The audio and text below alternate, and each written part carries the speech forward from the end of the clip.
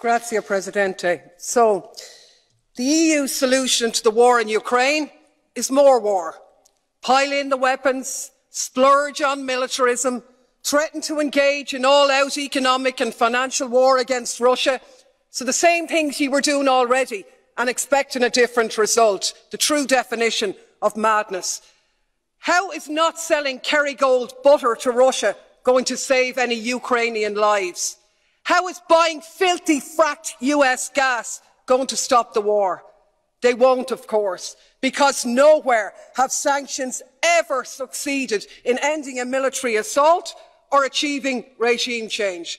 But what they have done is unleash economic devastation, this time round which will be paid for by the people of Russia, including those out protesting against the war, and increasingly being paid for by the citizens of Europe, facing massive energy price hikes, inflation and a catastrophic decline in their living standards. Talk about shooting ourselves in the foot. And of course this moral outrage at Russia's illegal war, which has sparked this lunacy, is in sharp contrast to the lack of any such scruples in terms of the illegal US wars in Iraq or Afghanistan, which we not only didn't condemn, but we actually joined in and continue to do business with them all the way. No such scruples about Saudi Arabia's genocide in Yemen.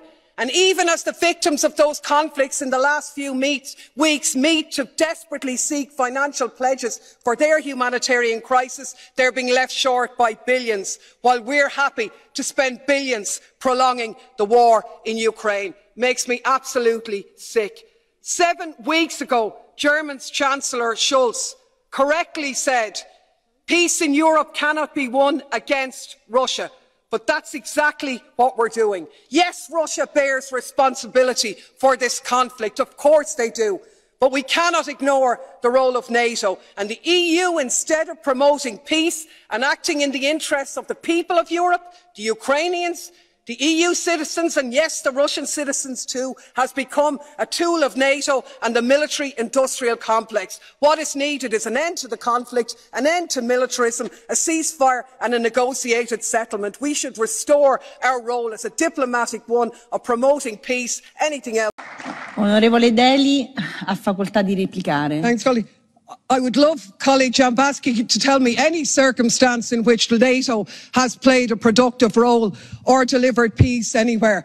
History has taught us that sanctions do not end military conflicts. They do not bring peace. They make the people suffer, not the oligarchs, the people of Russia, the people of Europe. And they're not going to help save lives, because the more arms you pump into Ukraine, the more the war will be prolonged, the more Ukrainians will die. And it might sound radical, colleagues, but the answer to war is not more war, it's peace. And peace isn't delivered by the barrel of a gun, it's delivered by diplomacy, by dialogue. You can wish away your continent's history, but we share a continent with Russia. We will sit down with Russia. There will be a negotiated peace, and this organisation should be promoting it earlier rather than delaying it and making sure that more Ukrainians die. Your feigning of sympathy rings hollow. It makes me sick, to be honest with you.